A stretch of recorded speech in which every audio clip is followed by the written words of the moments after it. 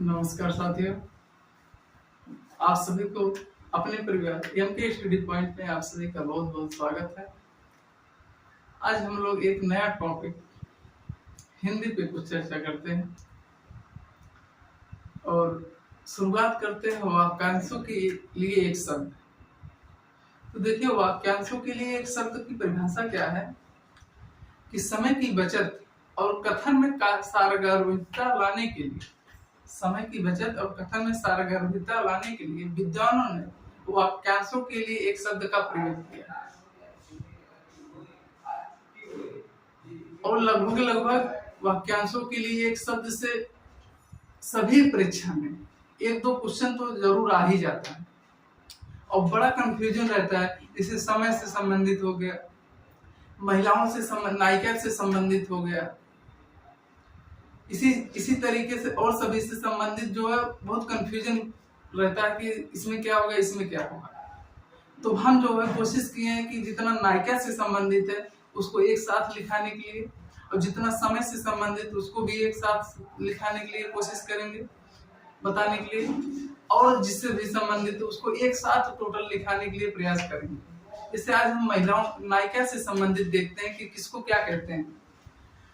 तो देखते हैं, जैसे है कि लंबे बालों वाली नायिका को केसनी कहते हैं। ठीक, लंबे बालों वाली नायिका को केसनी कहते हैं। सब चीज ध्यान, मन भी लगेगा आप लोग का।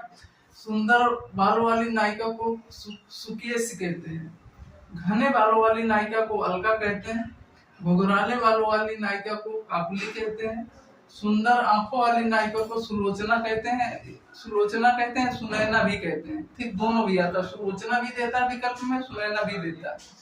उसके बाद मछली के समान आंख वाली नायिका को मीनाक्षी कहते हैं। ठीक, आप लोग इसका जो है दैनिक जीवन में और सुनहले आंखों वाली नायिका को सोनाक्षी कहते हैं। मछली के समान वाली नायिका को मीनाक्षी कहते हैं और सुनहले आंख वाली नायिका को सोनाक्षी कहते हैं और नशीली आंखों वाली नायिका को कामाक्षी कहते हैं। मृग के समान आंख वाली नायिका को मृगनयनी कहते हैं। उसके बाद जो हो गया, सुंदर गले वाली नायिका को सुग्रीवा कहते हैं। सुंदर मुस्कुराने वाली नायिका को सुस्मिता कहते हैं। बर्बादी यहीं से शुरू होती है जहां से मुस्कुराहट शुरू होता है। उसके बाद दूसरे पुरुष का प्रेम चाहने वाली नायिका को परकिया कहते हैं। सबका प्रेम चाहने वाली नायिका को सबकिया कहते हैं। मतलब चाहने वाली नायिका को अनकिया कहते हैं। उसके बाद हो गया कि अपने पद का प्रेम चाहने वाली नायिका को स्वकीया कहते हैं। उसके बाद है वह नायिका जो लुक छिपकर प्रेमी से मिलने जाए। खेला यहाँ शुरू होता है कि वह नायिका जो लुक छिपकर प्रेमी से मिलने जाए उसे अभिसारिका कहते हैं। वह नायिका जो खुलेआम प्रेमी से मिलने जाए सुसारिका कहते हैं कि हम तो किसी से नहीं डरते हैं। 5 वर्ष से कम उम्र की बालिका को कन्या कहते हैं। 5 से 12 वर्ष की उम्र की लड़की को बालिका कहते हैं। 12 से 14 वर्ष की उम्र की लड़की को किशोरी कहते हैं। 14 से 16 वर्ष की उम्र की लड़की को वयासंधि कहते हैं। मोस्ट इम्पोर्टेंट है। उसके बाद 16 से 18 वर्ष की उम्र की लड़कियों को मुग्धा कहते हैं और 18 से 20 वर्ष की नायिका को जो परिणीता कहते हैं और 16 वर्ष की नायिका को षोडशी कहते हैं।